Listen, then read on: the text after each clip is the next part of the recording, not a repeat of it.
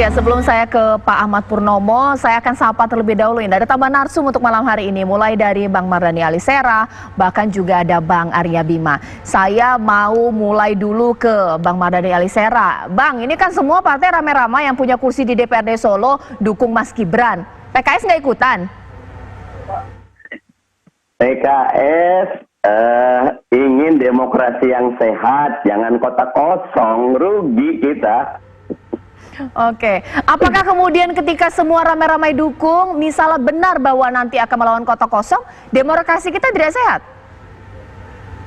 Kalau buat saya itu musibah ya, karena bagaimanapun demokrasi esensinya kompetisi, biar masyarakat mendapatkan yang terbaik. Kalau tidak ada kompetisi, tidak kelihatan kualitas dari calon kita. Begitu. Oke, saya minta langsung tanggapannya Bang Arya Bima. Bang Arya Bima, memang tidak salah PDIP ini ketika semuanya pada ikut calonin. Tapi kan kalau melihat begitu dominannya Gibran di Solo, ini juga kritiknya adalah ini bagaimana kemudian dengan demokrasi di Solo, ini bagaimana kemudian Mas Arya Bima?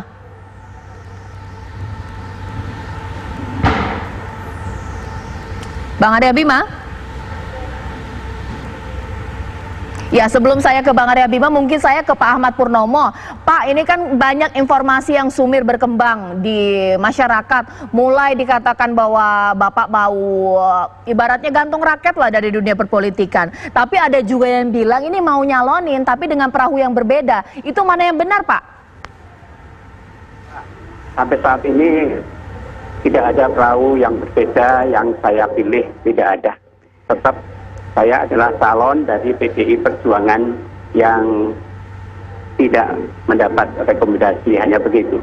Oke, tapi sebenarnya masih besar tidak keinginan untuk dalam bursa perpolitikan atau pilkada di Solo?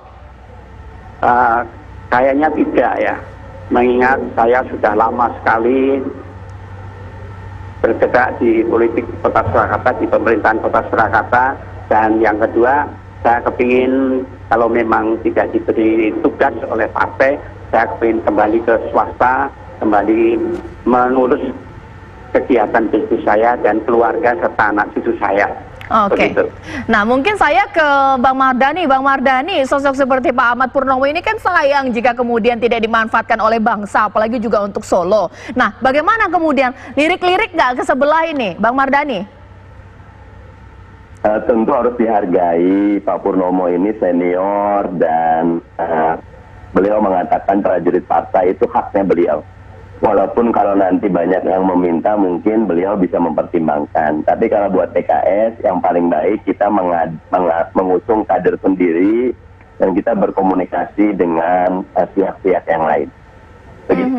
Oke, Bang Kodari minta dikomentarin, ini realitas politik ya, kita tahu bahwa garis keturunan itu sangat penting untuk pencalonan untuk bursa perpolitikan.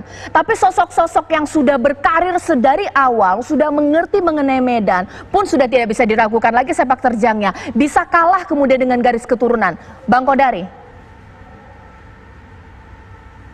Pertimbangan partai memang menurut saya sangat kuat ya dalam kasus Kota Solo ini. PDI Perjuangan mungkin punya beberapa kacamata yang bisa berbeda dengan kacamata publik atau awam. Pertama, saya kira PDI Perjuangan berusaha menjaga jangan sampai istilahnya ada pihak-pihak yang menyalip di tikungan begitu. Kalau misalnya PDI Perjuangan tidak mencalonkan Gibran, lalu seolah-olah ada kesan PDI Perjuangan itu tidak cocok atau tidak kompak dengan Pak Jokowi. Dan nanti ada partai-partai yang lain yang masuk begitu. Ya baik itu PKS maupun partai-partai yang lainnya. Ya jadi dicalonkan saja PKS udah ngipas-ngipas api begitu. Apalagi kalau misalnya PDI Perjuangan bayangkan tidak mencalonkan Gibran begitu. Tentunya akan ada kesan bahwa PDI Perjuangan tidak kompak dengan Pak Jokowi. Yang kedua, Jawa Tengah itu adalah kandang banteng ya, dan pasti PDI Perjuangan berusaha mempertahankan dominasinya terutama pada Pilgub 2002 yang akan datang.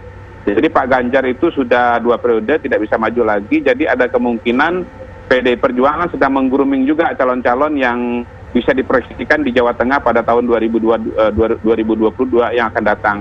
Tetapi saya mungkin izinkan untuk bicara mengenai PKS nih. Ya, kalau memang PKS serius untuk menghindari kotak kosong dan serius bekerja, katakanlah mau menghadapi Gibran, menurut saya sebetulnya masih ada pintu begitu. Ini saya kasih anunya nih, pintunya nih ya. Walaupun kursinya cuma 5, tapi sebetulnya PDI Perjuangan bisa membantu Pak Bagio dengan pasangannya yang sedang verifikasi calon independen di Kota Solo sampai dengan kalau tidak salah tanggal 13 Juli kemarin, beberapa hari yang lalu, melalui proses verifikasi pasangan ini kekurangan dukungan begitu. Kalau tidak salah sekitar 5.000 atau 6.000 begitu.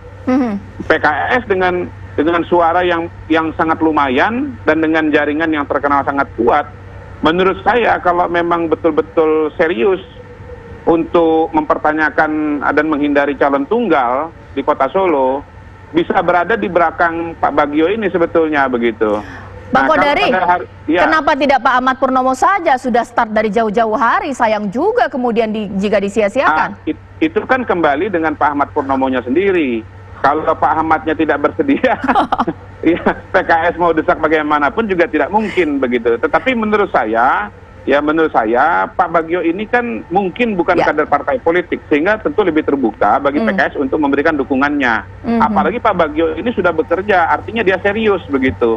Yang terjadi adalah bukan dia tidak serius, tetapi keseriusannya itu belum mendapatkan dukungan yang cukup signifikan sehingga bisa memenuhi persyaratan yang diatur oleh undang-undang begitu. Jadi kalau PKS mau, sebetulnya ruang itu masih ada. Kalau sampai dengan hari H nanti Pak Bagionya masih gagal, berarti PKS tidak serius. Pak Mardhani itu cuma bicara saja itu. Baik.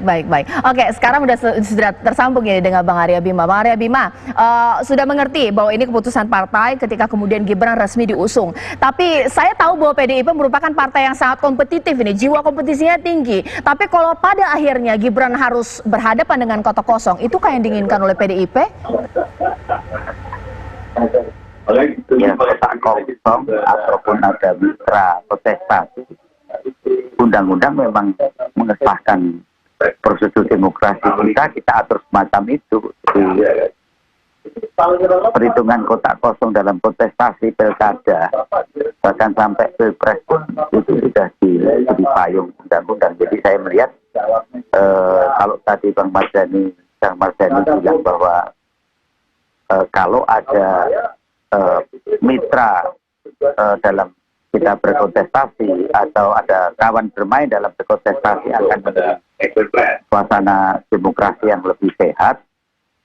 Ya menurut saya antara sehat dan sehat sekali gitu aja lah. Tapi undang-undang memberikan satu instrumen kita berdemokrasi.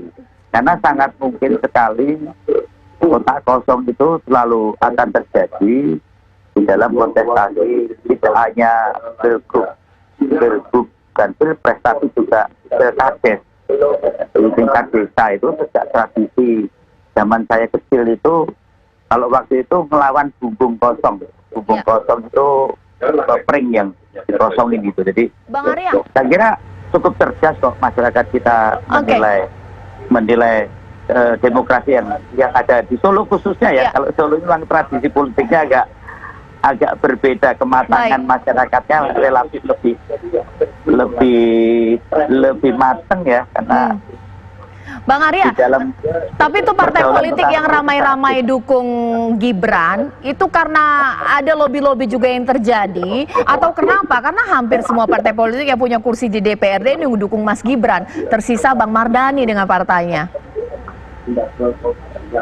Oh ya, ada proses penjaringan, ada proses penyaringan. Jadi secara yuridis formal proses penyaringan itu adalah keputusan Dewan Pimpinan Pusat. Saya kira hampir sama dengan Partai PKS.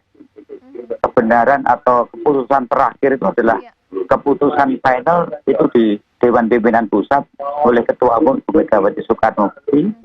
Dengan demikian secara yuridis formal itu berlaku setelah order partai di tingkat cabang Kota Solo akan melaksanakan dan memenangkan dalam kontestasi. Secara substansial itu tetap pakai variabel survei ya, bahwa kalangan milenial di Kota Solo ini setelah muncul Gibran itu muncul ada suatu aroma anak muda yang ternyata Gibran adalah seorang pengusaha yang sukses dan punya legitimasi di kalangan anak-anak muda dan warga kota Solo secara substansial, yang kebetulan adalah anak Presiden Jokowi. Menurut saya bukan faktor utama, saya kira.